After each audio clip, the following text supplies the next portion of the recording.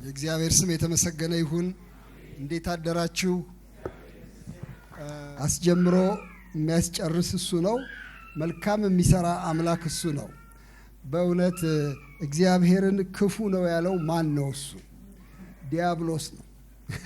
ዲያብሎስ ከመጀመሪያው ጀምሮ እግዚአብሔር ክፉ እንደሆነ ለማሳየት ጥረት አደረገ። ታውቃላችሁ እናንተ እናታችንን ሔዋንን እንዲያው በእውነት እሱ ለእናንተ አስቦ ቢሆን ኖሮ አይከለክላችሁም ነበረ።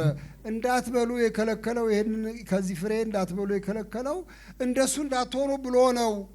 እናንተን ዝቅ ሊያረግ ብሎ ነው። ለእናንተ በጎ አስቦ አይደለም። እንዳትፎካከሩት ብሎ ነው። እኩያው እንዳትሆኑ ብሎ ነው የከለከላችሁ እንጂ ብትበሉ ዓይናችሁ ይከፈታል፣ ልክ እንደ እግዚአብሔር ትሆናላችሁ ብሎ የእግዚአብሔርን ክፉነት ለመናገር ሞከረ። እግዚአብሔር ግን ክፉ አይደለም፣ ክፉም አልነበረም እስከ ዛሬም ድረስ። ሰው አመፀኛ ነው፣ እግዚአብሔር ግን መሐሪ ነው። ሰው ደጋግሞ ይበድላል፣ እግዚአብሔር ግን በቸርነት ይምራል። የእግዚአብሔር ደግነት ምልክት ነው። ይህም ሕንፃ የእግዚአብሔር ደግነት ምልክት ነው። ዛሬ ደግሞ ማወራላችሁ የወንጌል ቃል የእግዚአብሔር ደግነት ምልክት ነው። እግዚአብሔር ይመስገን። ጌታችን ኢየሱስ ክርስቶስ ድምፅ ሆኖ መጥቶልናል ብሎ ወንድማችን እዝራ ነገረን። መልእክቱ በእውነት ተላልፏል። እኔ እንዲያው እዚያ ላይ ትንሽ ምርቃት ልጨምር ነው የመጣሁት በእውነት እንጂ ሌላ አይደለም። በዚህ አካባቢ የጌታ ቸርነት የወንጌል ቃል እንዲሰማ ይሄ እድል ስለተገኘ በጣም ደስ ብሎኛል። መድኃኒታችን ኢየሱስ ክርስቶስ ከሰማይ ወርዶ የኖረው ከባለጠጎች ጋር አይደለም። ከሰማይ ወርዶ የኖረው ከንጹሐን ጋር አይደለም። መድኃኒታችን ከሰማይ ወርዶ የኖረው ከጤነኞች ጋር አልነበረም። መድኃኒታችን ከሰማይ ወርዶ ከአባቱ እቅፍ ወርዶ የኖረው ነዳያን መካከል ነው፣ ችግረኞች መካከል ነው፣ አመንዝሮች መካከል ነው፣ ማጅራት መቾች መካከል፣ አመፀኞች መካከል ኖረ። ጌታ ስጋ ሆኖ መጥቶ የመጨረሻ ዝቅተኛ ኑሮ ከሚኖሩት ጋር ኖረ። ሁላችሁ የምታውቁት ነው። በበረት ተወለደ፣ በድህነት አደገ፣ እየሰራ በእጁ እየሰራ አደገ። ከአናጢ አባቱ ጋር እየቀጠቀጠ አደገ። መላጊያ ይዞ አደገ፣ መጋዝ ይዞ አደገ፣ መዶሻ ይዞ አደገ። መድኃኒታችን ኢየሱስ ክርስቶስ ለሰው ቅርብ ነበረ። በጣም ደስ የሚለኝ ነው ይህን ስናገር። ለሁላችን ቅርብ የሆነ ጌታ አለ። ዛሬ እሱ የተናገረውን አንድ ንግግር ከእናንተ ጋር ባጭሩ ልናገር ነው የፈለግኩት። ይሄ ንግግር ሉቃስ ወንጌል ምዕራፍ 15 ላይ ይገኛል። ይሄንን የተናገረበትን የሰጠውን ምሳሌ ለእናንተ ላነብላችሁ ብዬ ነው የመጣሁት። ግን መግቢያውን ትንሽ ላነሳላችሁ እፈልጋለሁ። መግቢያው እንደዚህ ይላል። ምዕራፍ 15 ላይ የሉቃስ ወንጌል ቁጥር 1ና 2ን ላንብብላችሁ። ቀራጮችና ኃጢአተኞችም ሁሉ ሊሰሙት ወደ እርሱ ይቀርቡ ነበር። እሱን ስሙት አይደለ ቅድም ሲባል የነበረ ሊሰሙት ይቀርቡ ነበረ። ፈሪሳውያንና ጻፎችም ይህስ ኃጢአተኞችን ይቀበላል ከእነሱም ጋር ይበላል ብለው እርስ በርሳቸው አንጎራጎሩ ይላል። ሁለት አይነት ቡድኖች፣ ሁለት አይነት ሰሚዎች፣ ቀራጮችና ኃጢአተኞች በአንድ ወገን፣ ጻፎችና ፈሪሳውያን በሌላ ወገን። ሁለት ቡድኖች ነው የምንመለከተው። ቀራጮች የተባሉት ኃጢአተኞች ናቸው። ቀራጮች ያን ጊዜ ታክስ የሚሰበስቡ ናቸው። ለሮማ መንግስት ታክስ ስለሚሰበስቡ ከታክስ ውስጥ ደግሞ ገንዘብ ለራሳቸው ስለሚያስቀሩ ሌቦች ተብለው ይቆጠሩ ነበር። ኃጢአተኞች ተብለው ይቆጠሩ ነበር። እነዚህ ታክስ ሰብሳቢዎች፣ እነዚህ ወሮ በላዎች፣ እነዚህ ገፋፊዎች፣ እነዚህ ድሃ የሚያራቁቱ፣ እነዚህ ስግብግቦች ተብለው ቀራጮች ተብሎ ስማቸው የጠፋ ነበር። ኃጢአተኞች ብሎ በጥቅል የሚናገራቸው ሰዎች ግማሾቹ አመንዝሮች ናቸው፣ ግማሾቹ ሰካራሞች ናቸው፣ ግማሾቹ ደግሞ ተደባዳቢዎች ናቸው። ኃጢአተኞች፣ ቀራጮች በአንድ ወገን ሆነው ሊሰሙት ይቀርቡ ነበረ። እግዚአብሔር የተመሰገነ ይሁን።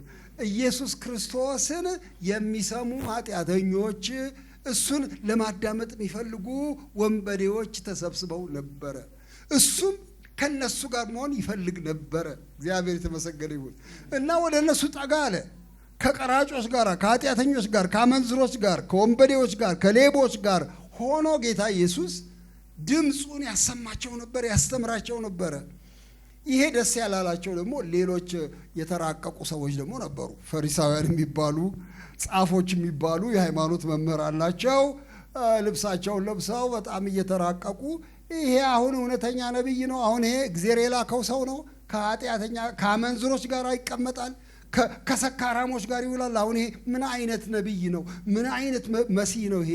እያሉ ያንጓጥጡት ነበረ። እርስ በርሳቸውም ያንጎራጉሩ ነበረ ነው የሚለው።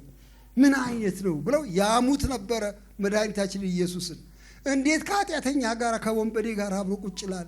እንዴት ቅዱሱን የእግዚአብሔርን ቃል ለእነዚህ ሰዎች ይናገራል? ብለው ያሙት ነበር፣ ያንጎራጉሩ ነበር። እና ጌታችን ኢየሱስ ክርስቶስ ለዚህ የሰጠውን ምላሽ ነው ዛሬ ለእናንተ የምናገረው። በጣም የሚያስገርም ነገር ነው። በአሁኑ ዘመንም ልክ እንዲሁ ነው ያለው። እሱ ከማጋር ነው ያለው እግዚአብሔር። ልብሳቸውን ካጸዱ፣ ጻዕዳ ልብስ ከለበሱ፣ ቤተክርስቲያን ከሚሳለሙ፣ ቤተክርስቲያን መጥተው ከሚዘምሩ፣ እንደዚህ አይነት የሚያምር ልብስ ከለበሱ ጋር ነው ሁልጊዜ ያለው? ወይስ ሜዳ ላይ ከወደቁ፣ ከደከሙ፣ ከተራቡ፣ ከስካር ሱስ መላቀቅ አቅቷቸው በየቱቦው ከሚደፉ ከነሱ ጋር ነው ያለው? እሱን ቀስ ብለን እንድንጠይቅ እፈልጋለሁ። የእግዚአብሔር ልብ የት ጋር ነው ያለው? ይኸው እንደዚህ ያለ ጌታ ይህን ምሳሌ ነገራቸው እንዲህ ሲል 100 በግ ያለው ከነሱ አንድ ቢጠፋ 99ኙን በበረሃ ትቶ የጠፋውን እስኪያገኘው ድረስ ሊፈልገው ማይሄድ ከእናንተ ማን ነው? ባገኘውም ጊዜ ደስ ብሎት በጫንቃው ይሸከመዋል። ወደ ቤትም በመጣ ጊዜ ወዳጆቹና ጎረቤቶቹን በአንድነት ጠርቶ የጠፋውን በጌን አግኝቼዋለሁና ከኔ ጋር ደስ ይበላችሁ ይላቸዋል። እላችኋለሁ እንዲሁ ንስሐ ከማያስፈልጋቸው ከ99 ጻድቃን ይልቅ ንስሐ በሚገባ በአንድ ኃጢአተኛ በሰማይ ደስታ ይሆናል አለ። የሚያስገርም ነው ጌታ የሰጠው ምሳሌ። እነሱ ሊያሙት ነው፣ ከኃጢአተኛ ጋር ዋለ ሊሉት ነው። ቆይ እስቲ አንድ ጊዜ ልብ ብላችሁ ስሙ። ለምሳሌ 100 በግ ያለው አንድ በግ ቢጠፋበት ከ99ኙ ጋር ነው ቁጭ የሚለው? ወይስ እነሱን እዚያ አስቀምጦ አንዱን ፍለጋ ወደ በረሃ ይሄዳል? ባገኘው ጊዜ ደስ ብሎት ጫንቃው ላይ ተሸክሞ ይመጣል። ለወዳጆቹ ሁሉ የጠፋውን በጌን አገኘው ይላል። ልብ ብላችሁ ስሙ። እግዚአብሔር ኃጢአተኞችን ይፈልጋቸዋል። እናንተ ራሳችሁን የምታጸድቁ ሰዎች ባላችሁበት ቁጭ በሉ። እሱ ግን ከኃጢአተኞች ከበደለኞች ተስፋ ቢስ ነን ከሚሉ ጋር ይውላል፣ ፍለጋ ይወጣል ብሎ ስለ ጌታችን ስለ ራሱ ተናገረ። እግዚአብሔር ይባረክ። ሌላም ምሳሌ ሰጠ። አሁን በተለይ ሶስተኛው ምሳሌ እንድናተኩርበት ነው ልጋብዛችሁ የፈለግኩት። እንዲህም አለ፣ አንድ ሰው 2 ልጆች ነበሩት። ከእነሱም ታናሹ አባቱን አባቴ ሆይ ከገንዘብህ የሚደርሰኝ ክፍል ስጠኝ አለው፣ ድርሻዬን ስጠኝ አለው። ገንዘቡንም አካፈላቸው። ከጥቂት ቀንም በኋላ ታናሹ ልጅ ገንዘቡን ሁሉ ሰብስቦ ወደ ሩቅ አገር ሄደ። ከዚያም እያባከነ ገንዘቡን በተነ። ሁሉን ከከሰረ በኋላ በዚያች አገር ጽኑ ራብ ሆነ። እሱም ይጨነቅ ጀመር። ሄዶም ከዚያች አገር ሰዎች ከአንዱ ጋር ተዳበለ። እሱም እሪያ ሊያሰማራ ቀጠረው። እዚያ እሪያ ማለት አሳማ ሊያሰማራ ወደ ሜዳ ሰደደው። እሪያዎችም ከሚበሉት አሰር ከሚበሉት ምግብ ሊጠግብ ይመኝ ነበር፣ የሚሰጠውም አልነበረም። ወደ ልቡም ተመልሶ እንዲህ አለ፣ እንጀራ የሚተርፋቸው የአባቴ ሙያተኞች ስንት ናቸው? እኔ ግን ከዚህ በራብ እጠፋለሁ። ተነስቼ ወደ አባቴ እሄዳለሁና አባቴ ሆይ በሰማይና በፊትህ በደልኩ፣ ወደፊትም ልጅ ልባል አይገባኝም። ከሙያተኞች እንደ አንዱ አድርገኝ ይለዋለሁ። ተነስቶም ወደ አባቱ መጣ። እሱም ገና ሩቅ ሳለ አባቱ አየውና አዘነለት። ሮጦም አንገቱን አቀፈውና ሳመው። ልጁም አባቴ ሆይ በሰማይና በፊትህ በደልኩ፣ ወደፊት ልጅ ልባል አይገባኝም አለው። አባቱ ግን ባሪያዎቹን አለ፣ ፈጥናችሁ ከሁሉ የተሻለ ልብስ አምጡና አልብሱት፣ ለእጁ ቀለበት ለእግሩም ጫማ ስጡ፣ የሰባውን ፍሪዳ አምጥታችሁ እረዱ፣ እንብላም ደስም ይበለን። ይሄ ልጄ ሞቶ ነበርና ደግሞም ሕያው ሆኗል፣ ጠፍቶም ነበር ተገኝቷልም፣ ደስ የሚላቸው ጀመር ይላል። አስገራሚ ታሪክ ነው በጣም። እናንተ አታውቁትም ብዬ አይደለም። ይህን ታሪክ ብዙ ጊዜ አንብባችሁ ሰምታችሁ ሊሆን ይችላል። ግን ዛሬ ደግሞ እንድንሰማው እፈልጋለሁ። እንደገና መድኃኒታችን ኢየሱስ ክርስቶስ ይህን ያናገረው ጻድቃንን ብለው በራሳቸው የተኮራሩ ሰዎችን ሊነግራቸው ፈልጎ ነው። እኔ ጻድቃንን ፍለጋ አልመጣሁም ኃጢአተኞችን ላድን ነው የመጣሁት በማለት ነው ይህን የተናገረ ጌታ። እና የዚህን አባትና የሁለት ልጆች ታሪክ ነው የሚተርክልን። በተለይ የአንደኛው የታናሹ ልጅ ታሪክ። ታናሹ ልጅ ምን አደረገ? ታናሹ ልጅ ልቡ ውስጥ ምን እንደገባ አላቅም። ፌሽታ ፈለገ፣ ፈንጠዝያ ፈለገ፣ ከጓደኞቹ ጋር መዝለል ፈለገ። ከዚህ የተነሳ ገንዘብ ያስፈልገዋል። ድርሻዬን አሁኑ ስጠኝ፣ እስክትሞት አልጠብቅም አለው አባቱን። አንተ ስትሞት አይደለም ሞርሰው፣ አሁን ስጠኝ አካፍለኝና የፈለግኩትን ላርግበት ብሎ ፈቃዱን የራሱን ፈቃድ ለመፈጸም ልቡን አሰናዳ። በሁላችንም ዘንድ እንደዚህ አይነት ነገር አለ። ልባችን ውስጥ ምኞት አለ፣ ፈቃድ አለ። የፈለግነውን ለማድረግ ነው የምንሻው። ሰው የፈለገውን ለማድረግ ከመነሳሳቱ የተነሳ ከእግዚአብሔር መንገድ ይወጣል። በአመፅ እግዚአብሔር ላይ ይነሳል። አዳምና ሔዋን ያደረጉት ይሄ ነው። ልጆቻቸው ያደረጉት ይሄንን ነው። እኛም ተከትለን የምናደርገው ደጋግመን ይሄንን ነው። በቃ እኔ የራሴን ነፃ ሰው ነኝ፣ ልቀቀኝ፣ የፈለግኩትን ልሁን፣ ማን ይጠይቀኛል የሚል የሰው አመፅ ልቡ ውስጥ ተቋጥሯል። የሚገርም ነገር ነው። ሰው ከባድ ነው። የሚያስደንቀው ነገር በዚህ ምሳሌ ላይ አባትየው መፍቀዱ ነው። አርፈ ቁጭ በል፣ አልሰጥም፣ አሁን ታገስ፣ ስደክም ያን ያካፍላችኋለሁ አይልም አባትየው። ከፈለክ እሰጥሃለሁ ድርሻህን፣ ይኸው ውሰድ ብሎ አካፍሎ ድርሻውን ለልጁ ሰጠው። የሚያስገርም ነገር ነው። ይሄ የምን ምልክት እንደሆነ ልንገራችሁ። እግዚአብሔር ሰውን አያስገድድም። አምጻለሁ፣ አብዳለሁ፣ እጠፋለሁ፣ ኃጢአት አደርጋለሁ፣ እንዳሻኝ እሮጣለሁ ለሚል ሰው መንገዱን እግዚአብሔር አይከለክልም። የሚገርም ነገር ነው። ሰው ፈቃድ ያለው ፍጡር ነው። በልቡ የፈቀደውን የሚያደርግ ፍጡር ነው። ከልካይ የለውም። እግዚአብሔር እንኳን አይከለክለውም። እና ፈቀደለት አባትየው፣ ሰጠው፣ ገንዘቡን ይዞ ሄደ። ወንድሞቼና እህቶቼ ልብ ብላችሁ ስሙ። ፈቃዳችን ሀብታችን ነው፣ ዋና ሀብታችን ነው። እሺም እምቢም ለማለት የሚችል ነው የሰው ልጅ። በጣም ኃይለኛ ፍጡር ነው። እሺም እምቢም ሊል ይችላል። እመለሳለሁ፣ እጠፋለሁ ሊል ይችላል። እንኳን ትልልቅ ሰዎች፣ እናንተ እዚህ ያላችሁ የምታዩኝ፣ እነዚህ ቅድም የተጸለየላቸው ልጆች፣ ትንንሽ ልጆች፣ የ10 ዓመት የ12 ዓመት ልጆች የራሳቸው ፈቃድ አላቸው። አልፈልግም ካላልፈልግም ነው። አንዳንድ ጊዜ አንቀን በዱላ ደብድበን እኔ ቤት እስካለ ድረስ በምንም አይነት አይሆንም ብለን እናስገድዳቸዋለን። ግን ፈቃዳቸውን መግሰስ አንችልም። ባለ ፈቃድ ናቸው። ሰው ፈቃድ ያለው ፍጡር ነው። እግዚአብሔር ይህን ፈቃድ አይጥስም። የሚገርም ነገር ነው። ግን ምን ሆነ ታዲያ? ልጁ ወጣና ገንዘቡ የሚያልቅበት አልመሰለውም። እንደፈለገው መዝራት ጀመረ። ማባከን ይለዋል መጽሐፍ። ያባክን ጀመር፣ እዚህም እዚያም ይዘራ ጀመር።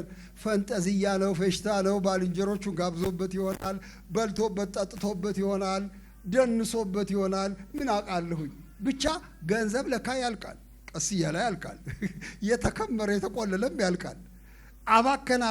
ገንዘቡን ሁሉ ከከሰረ በኋላ ይላል መጽሐፍ፣ ኪሳራ ውስጥ ከገባ በኋላ የሚጠጋበት አጣ። ሩቅ አገር ሸሽቶ ስለሄደ ሩቅ አገር ዘመድ የለውም፣ የሚጠብቀው የለውም፣ የሚያበላው የለውም።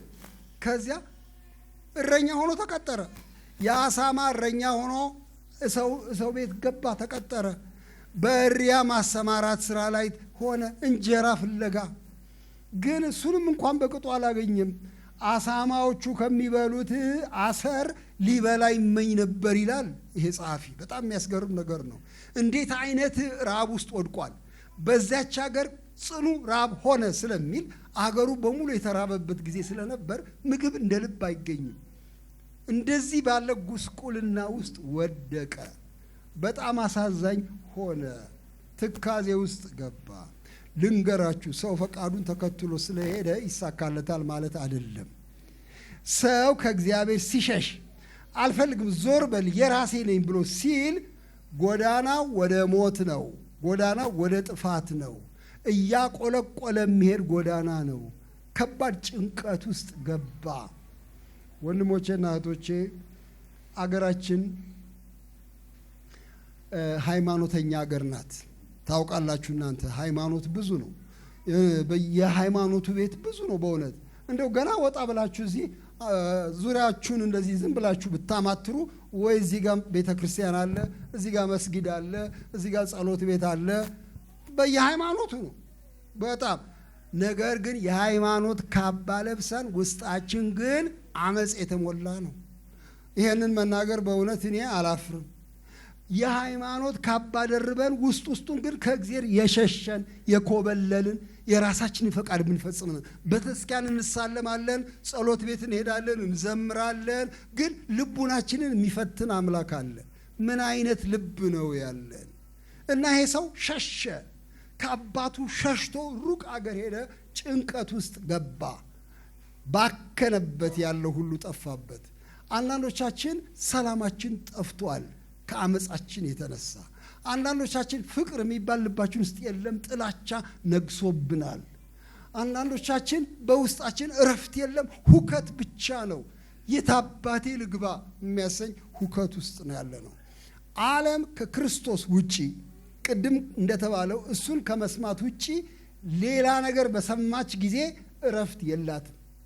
የናወዘች ነው የምትሆነው። ከክርስቶስ ውጪ ያለ ህይወት በሙሉ ባካና ህይወት፣ የኪሳራ ህይወት እንደሆነ ይሄ ምልክት ይሆነናል። ጌታ አስቦ ነው የተናገረው ይህን ምሳሌ። እና ተጨነቀ፣ ይሄ ልጅ ተጨነቀ፣ መግቢያ አጣ። እኔ አንዳንድ ጊዜ ራሳቸውን ሲገሉ አንዳንድ ሰዎች እሳቀቃለሁ። አሁን በተለይ በጣም ቁጥሩ እየጨመረ መጥቷል። እዚህ ሀገርም ሌላም ሀገር እሳቀቃለሁኝ በጣም አድርጌ። እና ከልጄ ጋር አንድ ቀን ስናወራ ነበረ። ለምንድን ነው ሰው ራሱን የሚገለው?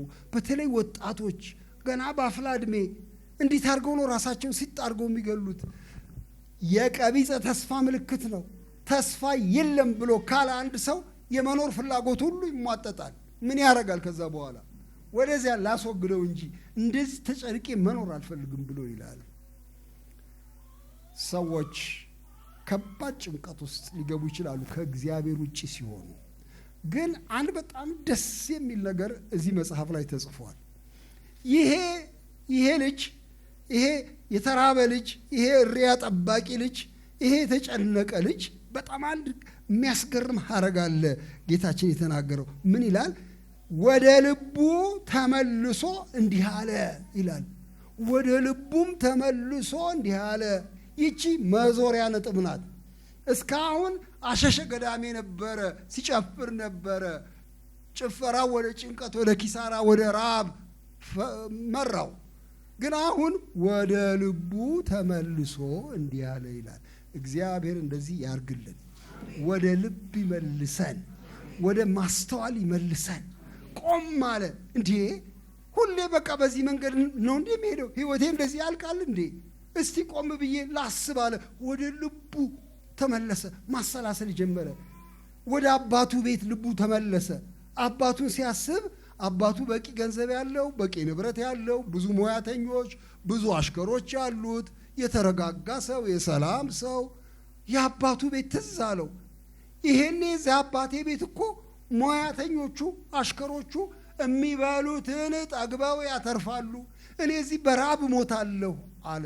ሁኔታውን ሲገመግም እንዴ ምን ማለት ነው እዚህ በራብ ማለቄ? ወደ አባቴ ተመልሼ እሄዳለሁ አለ። ተመልሼ እሄዳለሁ። እንዲያው ልጅ ባታረገኝ አሽከራ አድርገኝ ብዬ እግሩ ላይ ወድቃለሁ።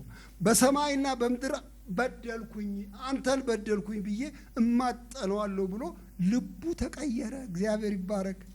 መቼ ነው የዳነው ይሄ ልጅ? ልቡ ሲመለስ ነው። በእውነት አባቱ ቤት ሲሄድ አይደለም፣ ልቡ ሲመለስ ነው። ይኸውላችሁ ደህንነት የሚገኘው ልባችን መለወጥ ሲጀምር ነው። አይ ከዚህ በኋላ በዚህ መንገድ አልቀጥልም የሚል ውሳኔ። በቃ ሪያ እየጠበቅኩኝ ከአሳማ ምግብ ለመብላት እየተመኘውኝ በሰው አገር፣ በሩቅ አገር፣ በድርቅ አገር፣ በራብ አገር፣ በጭንቀት አገር አልኖርም ብሎ ውሳኔ ሲወስን ያኔ ነው ዋናው ነገር የሆነው። ወደ አባቱ ቤት ልቡን መለሰ። ከዚያ ተነስቶ ሄደ። በጣም ቢያስገርም ነው። እናንተን ዛሬ የምለምናችሁ ቆም እንድትሉ ነው። እዚህ ያላችሁ በተለይ እዚህ የተጋበዛችሁ ወንድሞቼና እህቶቼ፣ የዚህ ሰፈር ሰዎች ሁሉ ቆም በሉ።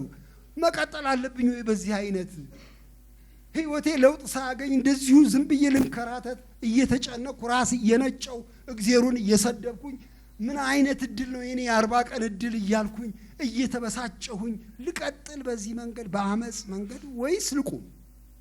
ቆም ብዬ ላስብ። እግዚአብሔር እኔን ለመሆኑ እንዴት ነው የሚያየኝ?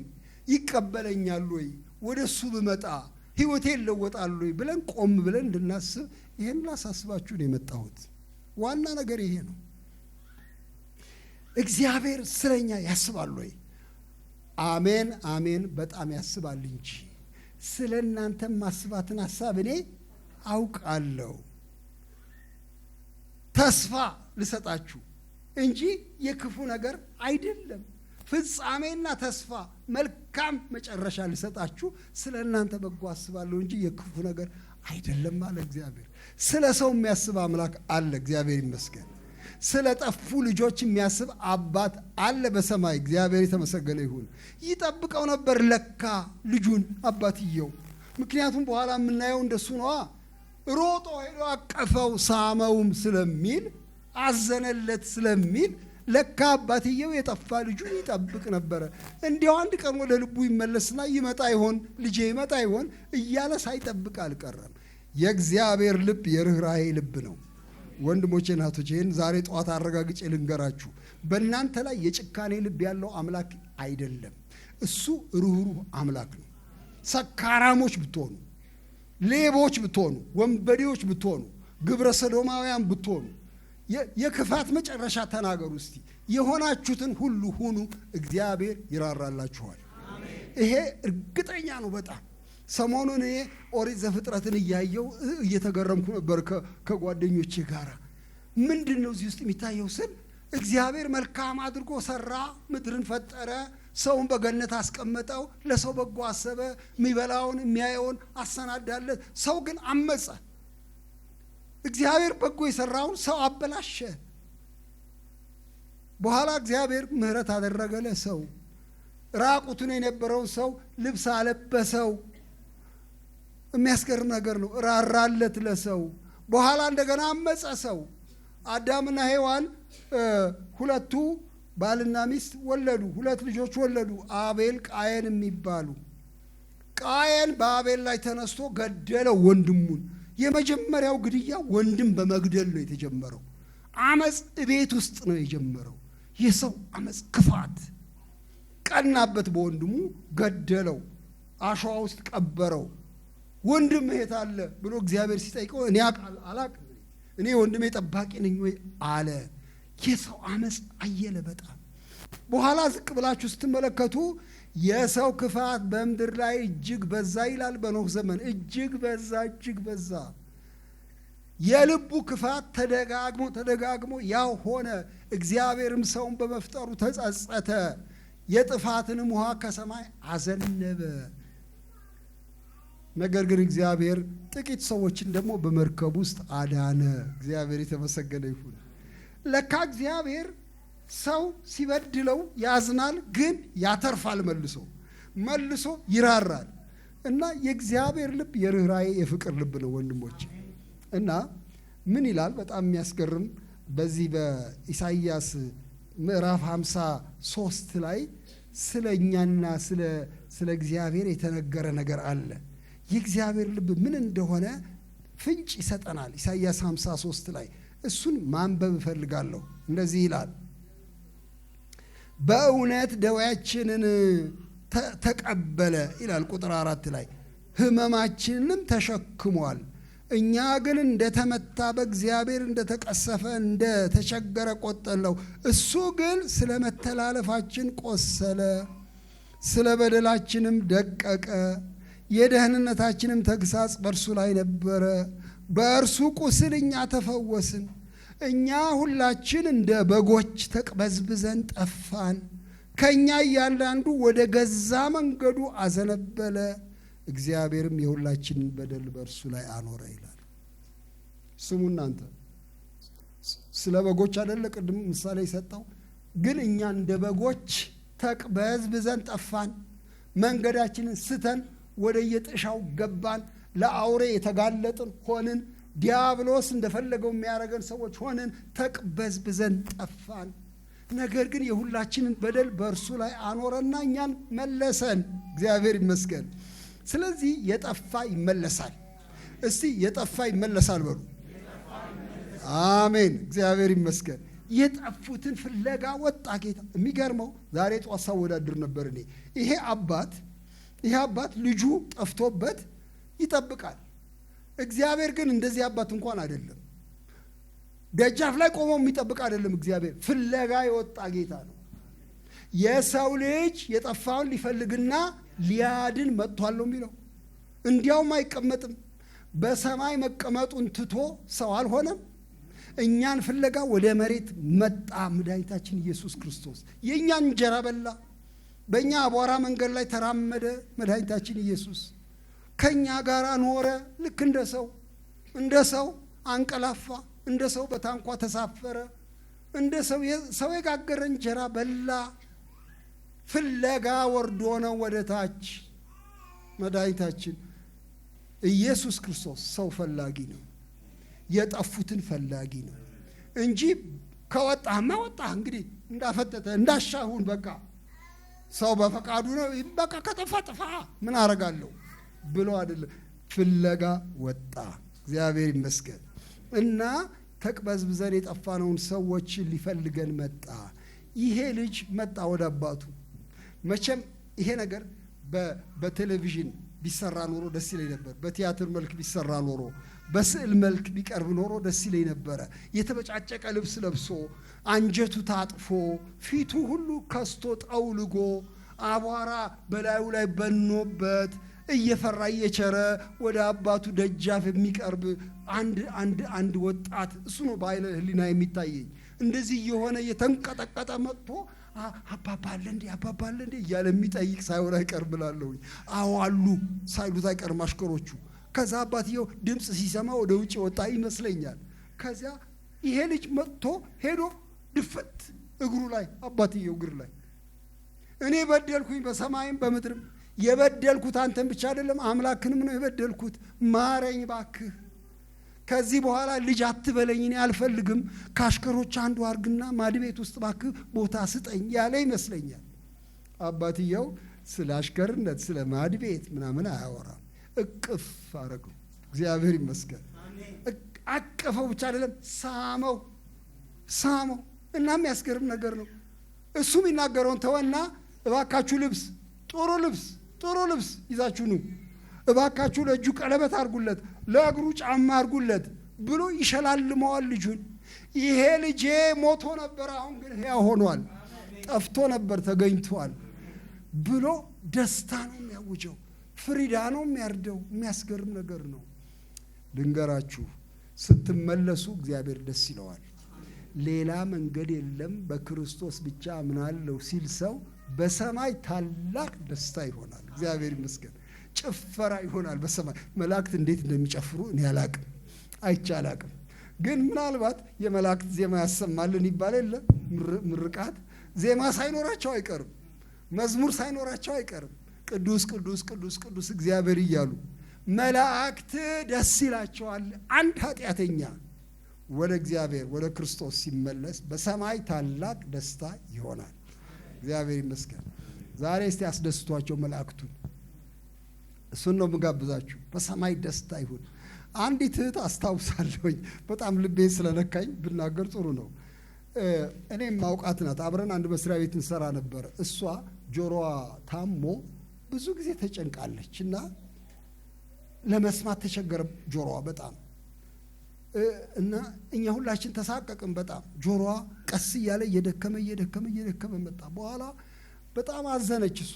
ባሏ እኔም አውቀዋለሁ ባሏን እንዲሁ ሊያረግ የሚችለው ሁሉ አረጋለሁኝ እኔ አንቺ ጆሮ ቢድን እያለ ሲል፣ በኋላ እንዲያውም እሷ ስትነግረን ሱሪዬንም ሸጬ ቢሆን አሳክምሻለሁ የምችለውን ሁሉ አረጋለሁ ብሎ ሲማጠን አስታውሳለሁ። ይሄንን ተማጥኖ እምቢ አለ ጆሮ፣ አልድንም አለ። በኋላ ምን አረገች ይቺ እህት? በጣም ልቤን ትነካኛለች፣ እስካሁንም አለች። ምን አረኩ አለች። ጌታ ሆይ እኔ ለምንሃለሁ፣ እኔ ሁሉ ነገር መስማት አልፈልግም፣ ግን እንደው ለሁለት ነገር ብቻ ጆሮዬን ክፈትልኝ። አንዱ ልጆቼ እንጀራ ሲሉ እንድሰማ፣ ደግሞ ቃልህ ሲነገር እንድሰማ። ለነዚህ ለሁለቱ ስትል እባክህ ጆሮዬን ብላ ስትለምን ቆየች። እኔ ዴስክ ላይ ቁጭ ብዬ ስታልፍ አያታለሁኝ። ብዙ ጊዜ ሳይፈወስ ቆየ በጣም። ግን አንድ ቀን አንድ ቦታ ሄደችና እጸልያለሁ አምላኬን እማጠናለሁ ብላ አንድ ትንሽ ክፍል ውስጥ በሯን ዘጋች። ስትነግረን እሷ በሬን ዘግቼ ተንበርክኬ ጸልያለሁ እባክህ እለዋለሁ ጌታዬ።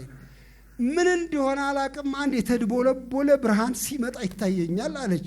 ለእኛ ስትነግረን ነው። ያ ድቡልቡል ብርሃን ቀስ እያለ ወደ እኔ ሲቀርብ ይሰማኛል አለች። እና እያየሁት ያ ብርሃን በአንዱ ጆሮዬ ውስጥ ዥው ሲል ይሰማኛል። ክፍት ሲል ጆሮዬ ይታወቀኛል። ሌላ እንደገና አሁንም ድብልብል የሆነ ብርሃን ሲመጣ በሌላኛው ጆሮዬ ዥው ሲል ይሰማኛል። እሱም ክፍት፣ ጆሮዬ ተከፈተ። ምን ብዬ ላመስግን አለች። በኋላ ስትነግረን እየጮኩኝ እግዚአብሔር ሆይ አመሰግንሃለሁ፣ እግዚአብሔር ሆይ ምሕረትህ ትልቅ ነው፣ ስምህ ይቀደስ እያለች ትጮኻለች። ባዶ ቤት ውስጥ ሰው የለም አጠገቧ። በኋላ በጣም ልቤን የነካኝ አልበቃ አለኝ ምስጋናውና ምን አልኩ አለች።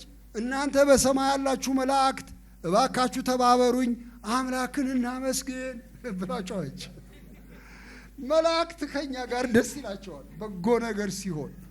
ወንድሞቼ እናቶቼ፣ የጆሮ መከፈት አንድ ትልቅ ተአምር ነው። ከሱ ይልቅ ግን የልብ መከፈት ይበልጣል። እግዚአብሔር ልባችሁን ከለወጠው እንግዲያው በሰማይ ታላቅ ደስታ ይሆናል። ምን ማለት ነው ይሄ የልብ መለወጥ ካላችሁ፣ ብዙ ልዩ ስብስብ ነገር አይደለም። ይሄ ልጅ እንዳደረገው በጌታ እግር ስር መጥቶ በደልኩህ አንተን በሰማይም በምድርም ምሕረት ፈልጋለሁ፣ የአንተ ልጅ አርገኝ፣ መልሰ እጠበኝ፣ ከርኩሰቴ አጽዳኝ፣ ጸጋህን አልብሰኝ መልሰ ብሎ እግዚአብሔር መማጠን ነው። እግዚአብሔር ስለ ልጁ ስለ ክርስቶስ ሲል ምሕረት ያደርግልናል። እግዚአብሔር ይመስገን። ይህን ምሕረት ለማወጅ ነው የተሰበሰብነው ዛሬ ጠዋት። ስለዚህ እዚህ የተጋበዛችሁ እንግዶች የዚህ ምሕረት ተካፋዮች እንድትሆኑ በትልቅ ፍቅር ነው የምንለምናችሁ። እኔም ቆም የምለምነው ይሄንን ነው። እግዚአብሔር ደስታ በሰማይ ያደርጋል በእናንተ መመለስ። አማራጭ አለ ወይ ትሉኝ እንደሆነ ልንገራችሁ፣ አማራጭ የለም። ቅድም እዝራ ሲዘምር ልብ ብላችሁ ሰምታችሁት ይሆናል። ሌላ ድምፅ የለም። አንዳንድ በየቦታው የሚወራ ነገር ሰምቻለሁ። ኧረ አይደለም፣ የመጨረሻ ድምፅ ኢየሱስ ክርስቶስ አይደለም፣ ሌሎች አሉ ብለው የሚያወሩ ሰዎች እንዳሉ ሰምቻለሁ። ግን ልንገራችሁ አረጋግጬ፣ ሌላ ድምፅ ከሰማይ በታች የለም። እንድንበት ዘንድ የተሰጠ አንድ ስም ብቻ ኢየሱስ ክርስቶስ የሚባል ስሙ የተቀደሰ ይሁን። እንግዲያው ወደ ሌላ አትዙሩ፣ ቀኝ ግራ አትማትሩ፣ እሱን ብቻ በሉና በእግሩ ስር ተደፉ። ምሕረት ያደርግላችኋል፣ ሕይወታችሁን ይለውጣል። እናንተ ለአሽከርነት ምናልባት ትጠይቁ ይሆናል፣ እሱን ልጆች ያደርጋችኋል። በጣቱ ቀለበት አድርጉለት የሚለው አንዳንድ የነገረ መለኮት ሰዎች ሲተረጉሙ በዚያ ዘመን ልጅ ለመባል አንዱ ምልክት ቀለበት ነው። አሁን እኛ ለትዳር እንደምናደርገው ቃል ኪዳን የልጅነት ቃል ኪዳን ምልክት ነው ቀለበት። ቀለበት አድርጉለት፣ ልጄ ነው ይሄ፣ ሞቶ ነበር አሁን ሕያው ሆኗል፣ የጠፋ ተገኝቷል ብሎ አወጀ አባትየው። ስለዚህ እግዚአብሔር ሁላችንም በዚህ ይባርከን፣ ልቡናችንም ወደ ራሱ ያቅርብልን፣ ጸጋውን ያብዛልን። ይሄን ቤት ለበጎ ነገር እግዚአብሔር ያውለው። በእውነት እኔ ቅድም እዚህ ቁጭ ብዬ እኔም ራሴ እየተገረምኩኝ እነዚህ ትንንሽ ጥቂት ሰዎች እያልኩ እየተደነቅኩ ነበር ስመጣ መንገድ ላይ። እነዚህ ጥቂት ሰዎች ብዙ ቦታ ያለ ብዙ ሀብት ያለበት ቦታ ሁሉ እንደዚህ አልተሰራም። በእውነት እንዴት አይነት ድንቅ ነገር ነው አልኩኝ። እንዲህ ድንቅ ነገር ነው እግዚአብሔር ከነዚህ ሰዎች ጋር አለ አልኩና ደስ አለኝ። ግን ስሙ እናንተ ሰዎች፣ ከተገነባ የብሎኬት ድርድር ይልቅ የሰው ሕይወት ይበልጣል። የፈረሰ ሰው አለ መሬት ላይ ብዙ፣ ከእግዚአብሔር የተፈናቀለ ሰው ብዙ አለ። እግዚአብሔር ሊያንጸን ነው የሚፈልገው። ግንብ ብቻ አይደለም፣ ሕይወት ሊያንጽ የሚፈልግ አምላክ አለ። ወንድሞቼ እናቶቼ፣ የፈራረሰ ልባችሁ ውስጥ ተስፋ የፈረሰባችሁ ብርሃን የፈረሰባችሁ ሰዎች፣ ምን አባቴ ልሁነው የምትሉ ሰዎች እግዚአብሔር ይገነባል እንደገና። እግዚአብሔር የተባረከ ይሁን እና ስንጸልይ ይሄንን ጥሪ ላቀርብ እፈልጋለሁ። ዛሬ አውቃለሁኝ እዚህ ለምረቃ የተሰበሰባችሁ ናችሁ፣ ግን ከምረቃው በላይ የህይወት ለውጥ ይበልጣል። ስለዚህ አጭር ጸሎት እኔ ሳደርግ እኔ ህይወቴን ለእርሱ ልሰጥ እፈልጋለሁ የምትሉ ሰዎች በእግዚአብሔርና በዚህ ህዝብ ፊት ሳታፍሩ ሳትፈሩ እጃችሁን ከፍ አድርጋችሁ ብታሳዩኝ እጸልይላችኋለሁ። ሌላ ነገር አይደለም፣ በጸሎት ለማገዝ ነው። እኔ እመለሳለሁ ወደ አባቴ ወደ ፈጠረኝ ጌታ ወደ ክርስቶስ እመጣለሁ፣ እማጠነዋለሁ፣ እሱን የሙጥኝ ይላለሁ። ይህ እኮ የሚያስገርም ነገር ነው። ልንገራችሁ፣ እኔ ልጅ እያለሁ አሁንም ልጆች እንደሱ ያደርጋሉ። ሰፈር ውስጥ ጉልበተኛ ልጅ ካጋጠመን፣ በጣም እብሪተኛ ልጅ ካጋጠመን ብዙ ጊዜ ያስፈራራናል። እደበድብሃለሁ ይለናል። እኛ እንሸሻለን፣ ክፉ አንናገርም፣ ምክንያቱም እንፈራዋለን። ጉልበተኛ ነው፣ ደብድቦኝ እኔን የት እገባለሁ እኔ ብለን እንፈራዋለን። ብዙ ጉልበተኞች አሉ በሰፈር ውስጥ እና ምን እናደርጋለን? ድንገት አንድ ቀን መንገድ ላይ ያገኘናል፣ ሰው በሌለበት ሲያገኘን በቃ ይሄ ሰውዬ ጨረሰኝ ዛሬ አልተረፍኩም ብለን እንፈራለን። እና አይናችንን ስናማትር አንድ ትልቅ ሰው ካፖርት የለበሱ ከሩቅ ሲመጡ እናያለን። እንሮጥና ከሰውየው ከዚህ ከብሪተኛው ለማምለጥ ሮጠን ሄደን ካፖርታቸው ውስጥ እንሸሸጋለን። የሙጥኝ ይባላል። የሙጥኝ እንላቸው፣ አድኑኝ፣ ከዚህ ልጅ አድኑኝ፣ ሊገለኝ ነው፣ አድኑኝ ብለን እንማጠናለን። መሸሸጊያ ኢየሱስ ነው። ቅድም እንደዘመር ነው። የሙጥኝ የሚባለው ሌላ ማንም የለም፣ ኢየሱስ ክርስቶስ የእግዚአብሔር ልጅ እና እኔ እሱን የሙጥኝ ይለዋለሁ የምትሉ ሰዎች እጃችሁን ከፍ አድርጋችሁ አሳይታችሁ በጸሎት አገዛችኋለሁ እና ሌሎቻችን አንገታችንን ዝቅ አድርገን በአክብሮት እንጸልያለን።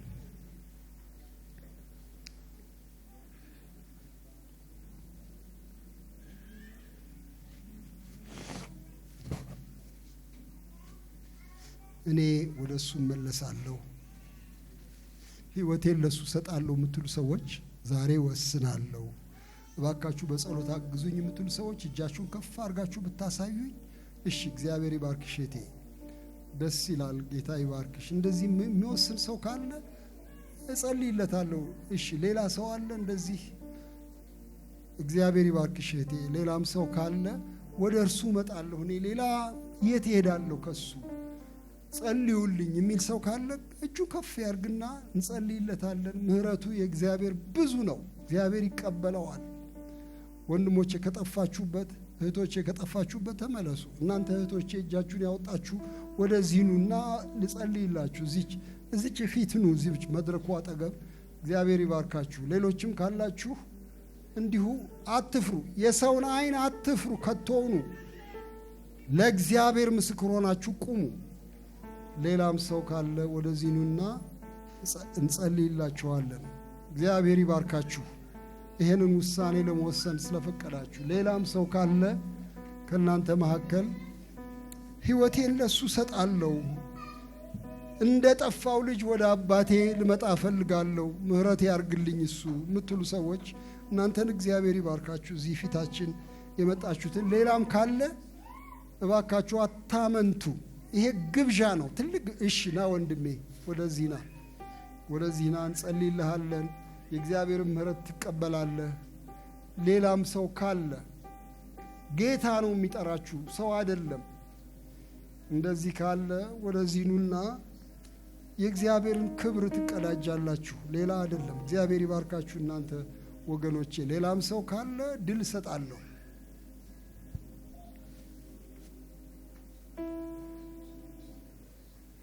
ዛሬ ውሳኔ ወስናለሁ፣ ጌታዬ ሕይወቴን እንዲለውጥልኝ የምትሉ ሰዎች ካላችሁ ኑና አብረን እንጸልያለን።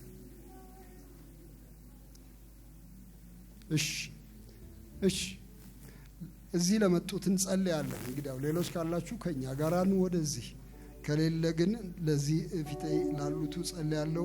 ሁለቱ እህቶቼ እግዚአብሔር ይባርክሽ፣ አንቺንም እነዚህ ሶስት እህቶቼ ወንድሜም ለእናንተ ጸልያለሁ። በእውነት በታላቅ ፍቅር የሚወዳችሁ ጌታ እንዳለ አበስራለሁ። ይሄን ነው የምናገረው፣ ሌላ ነገር አይደለም። ቸር ጌታ አለ። ሃሌሉያ። እግዚአብሔር ወይ እጅግ አድርጌ አመሰግንሃለሁ። ስለነዚህ በፊት ስለቀረቡት ስለነዚህ ወጣቶች አመሰግንሃለሁ። አንተ ቸር ነህ። ልባቸውን የነካህ አንተ ነህ። እባክህ ጌታ ሆይ ሲጸልዩ ተቀበላቸው፣ ስማቸው፣ ሕይወታቸውንም ለውጥላቸው። አምላክ እግዚአብሔር ሆይ ከልባቸው ወደ አንተ እንዲቀርቡ እርዳቸው። ይሄ ወገኖቼ እኔ ስለ እናንተ ሆኜ ጸልያለሁ። እኔ ያልኩትን ትላላችሁ፣ ጸሎቱ ግን የእናንተ ነው። እሱ ይሰማቸዋል። እስቲ ቀኝ እጃችሁን ወደ ላይ አድርጉትና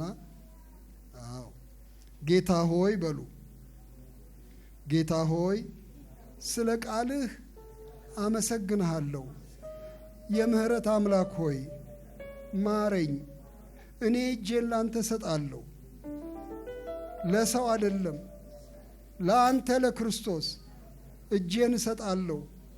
በመስቀል ላይ የሞትክልኝ፣ የጠፋሁትን የፈለግከኝ አንተ የፍቅር አምላክ፣ ራሴን ላንተ ሰጣለሁ፣ ተቀበለኝ። አምላኬ ሆይ ውሳኔን አጽናልኝ፣ ከኔ ጋር ሁን፣ ልጅህ አድርገህ ተቀበለኝ። ክብር ለአንተ ይሁን። አሜን። እግዚአብሔር ይባርካችሁ። እግዚአብሔር ሰላሙን ይስጣችሁ። እግዚአብሔር ጸጋውን ይጨምርላችሁ። በዚህ ጎዳና ላይ የምትሄዱበትን ምክር የሚሰጧችሁ ወገኖች አሉ። እዚህ አጠገቤ የቆመው አማካሪ ከሱ ጋራ ሂዱና ምንድን ነው መጽሐፍ ቅዱስ እንዴት እንደምታነቡ፣ ጸሎት እንዴት እንደምትጸልዩ ምክር ይሰጣችኋል። ሌላ ነገር አይደለም። የታረቃችሁት ጌታ ነው የእናንተ ጌታ። ስሙ የተባረከ ይሁን እና እሱን ተከትላችሁ ትሄዳላችሁ። በኋላ ትመለሳላችሁ በዚች በቀኝ በኩል። እግዚአብሔር ይባርካችሁ። ከእናንተ ጋር እግዚአብሔር ይመስገን። የተቀረነው ሁላችንም ደግሞ ይህን የሚወደንን ጌታ እንድናከብረው ልለምናችሁ እፈልጋለሁ። የሰው ወዳጅ ነው እግዚአብሔር፣ ጠላቱ አይደለም። አሁን ዘመኑ ክፉ እንደሆነ አውቃለሁኝ፣ ብዙ ጭንቅ እንዳለ አውቃለሁኝ። ምንም አብረን ነው የምንኖረው። ግን በዚህ አስጨናቂ ዘመን ውስጥ ግን መልካም አምላክ አለ፣ ለሰው የሚራራ አምላክ አለ። እግዚአብሔር ሆይ ስለ መልካምነት አመሰግናለሁ ብለን ቆመን እንድናመሰግነው እፈልጋለሁኝ። አጭር ጸሎት እንጸልያለን። የሰማይና የምድር ጌታ እግዚአብሔር ሆይ ስምህ ይቀደስ። አንተ ደግ አምላክ ነህ። አቤቱ